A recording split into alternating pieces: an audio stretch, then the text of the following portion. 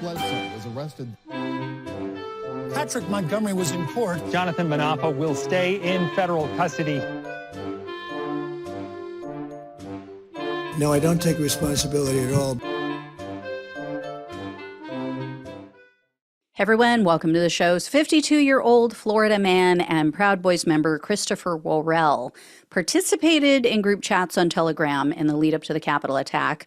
And he traveled to D.C. with another member of the group who talked about physically blocking Congress from certifying the election on January 6th. Worrell also promoted the use of violence. He wrote things like, quote, "resist like it's 1776. And when others referred to the police as the enemy and scumbags, Worrell agreed. On January 6, Worrell walked to the Capitol with the group. He was wearing a tactical vest with, quote, stab plates in it. And Worrell also had 2 cans of maximum strength pepper gel with him. And when he first encountered the police, Worrell threatened them. He yelled, quote, "honor your oaths, on your knees, honor your oaths. We are on your side. Don't make us go against you. These are our streets." On your knees? Like, is he propositioning them? Anyway, after making his way onto the Capitol grounds and maneuvering to the front of the police line, Worrell filmed himself. He was chanting. He was screaming at the police. He flipped them off. He yelled, "fuck you" at them. He repeatedly called them names. And then after one of Worrell's fellow Proud bigots pushed against the police, Worrell turned around and shot them with pepper gel. So he hit at least 3 officers with this pepper gel, and then he ran over to another member of the Proud bigots and he said, quote, "I just deployed a whole can." Shortly after that, Worrell and the others moved to another location. This was at the base of the stairs that were leading to the inauguration scaffolding.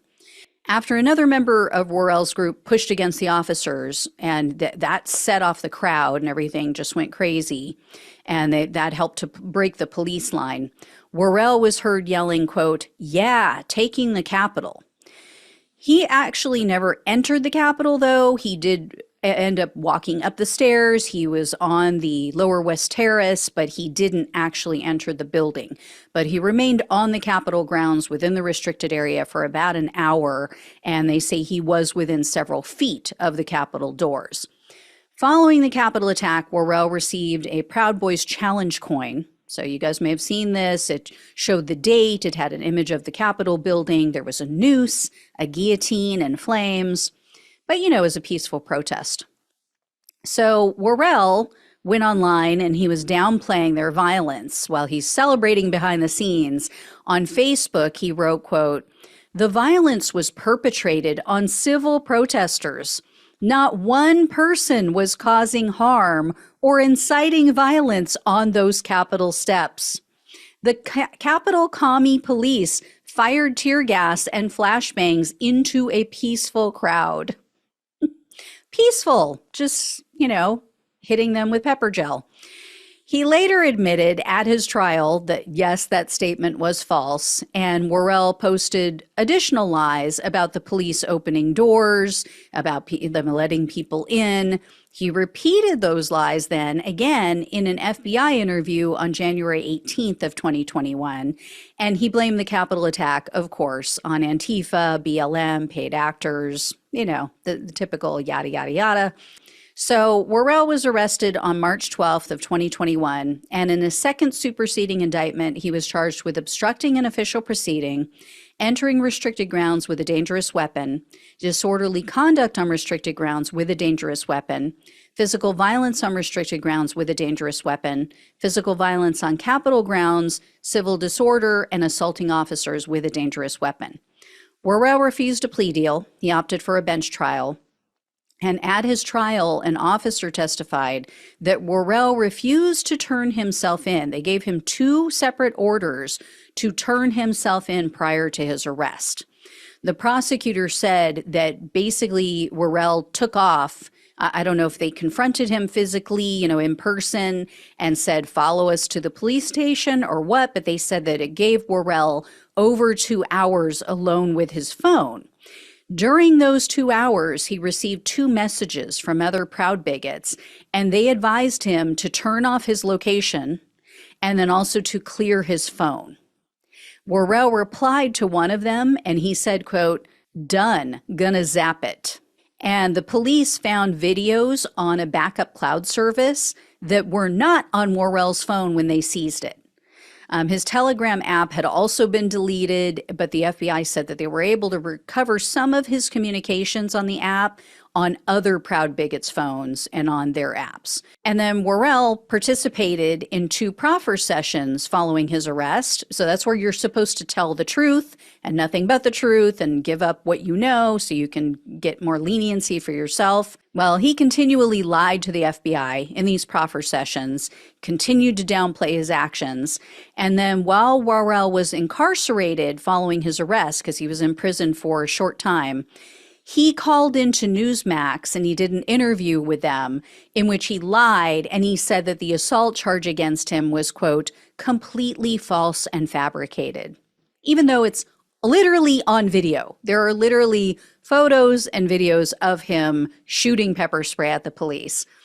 So Worrell continued to lie during his trial. He was ultimately found guilty on all counts.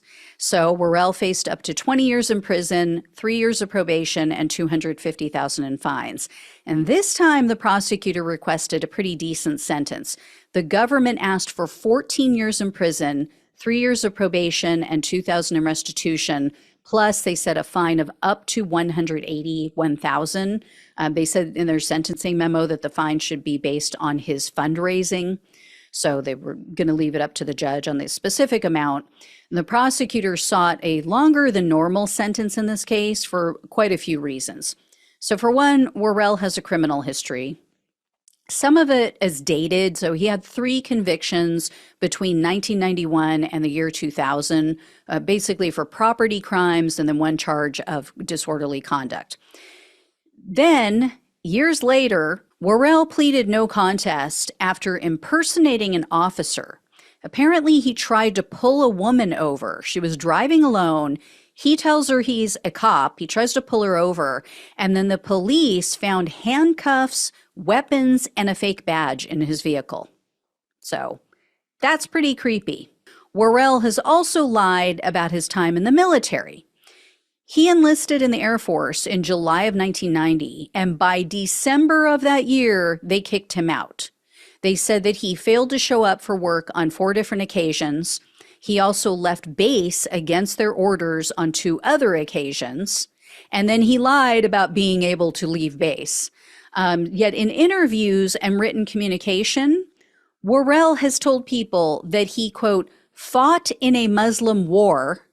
And then Worrell claimed that, quote, during Desert Shield/Storm, there were, quote, scuds dropping around us. I have to say, stolen valor is so gross. It is one of the most despicable acts ever. Worrell has also violated the terms of his pretrial release numerous times. He's lied to pretrial services about where he's going on several occasions. But what really sealed his fate was the fact that he took off right before he was scheduled to be sentenced. So this happened in August. You might remember, August 14th of 2023, Worrell cuts off his ankle monitor and he takes off. He flees. He was just going to ditch everything, never come back. Well, he was on the run for 6 weeks, and for some reason, which I still don't know why, he returned to his home, and the FBI had been staking it out. So they saw him go in, they finally broke in, he was arrested, and now it's been revealed that he faked a drug overdose to delay his sentencing even further. When the agents entered Worrell's home, they found him seemingly unresponsive, and he had an opioid bottle in his hand. So he was taken to the hospital, and he was there for 5 days. He was under constant supervision by the sheriff's deputies. Well, investigators found out later that he had messaged someone. They got a hold of his messages showing that he was messaging with another man, and he conceded in these messages that his so-called drug overdose was a, quote, stupid delay tactic. Those were his words. U.S. District Judge Royce Lamberth presided over Worrell's case, and at the sentencing hearing, the judge said Worrell's claims of being a political prisoner were wrong and, quote, It's not okay. The court can't send a message that it was okay. Worrell spoke before his sentencing, and he praised the prosecutors. He praised the court for showing him fairness. He also said, quote, "If I could go back in time, I would change many things about that horrible day." I'm not buying it. In the end, Worrell was sentenced to only 10 years in prison, 3 years of probation, and $2,000 in restitution. So he did receive one of the longer sentences so far, but it should have been longer, honestly. And also, no fine whatsoever that I could see. It's not in the court dockets. It's not anywhere. So he got away with fundraising almost $200,000. That's bullshit. And I think the judge would have given him more time if he didn't have cancer. During the sentencing hearing, Judge Lamberth told Worrell that he didn't want him to die in prison. I mean, that's kind of on him, right? He had cancer when he went to the Capitol. So if you're well enough to go and participate in an attempted coup, an attempted takeover, and an insurrection against the United States government, sorry, but you're well enough to go to prison for the full amount of time, for a legitimate amount of time. Anyway, I will let you know if I hear any more. At least he will not be out for the next election. Thank you all so much for watching and listening. Please like, share, and subscribe. Please donate if you possibly can. Love you all. Take care. Talk with you soon.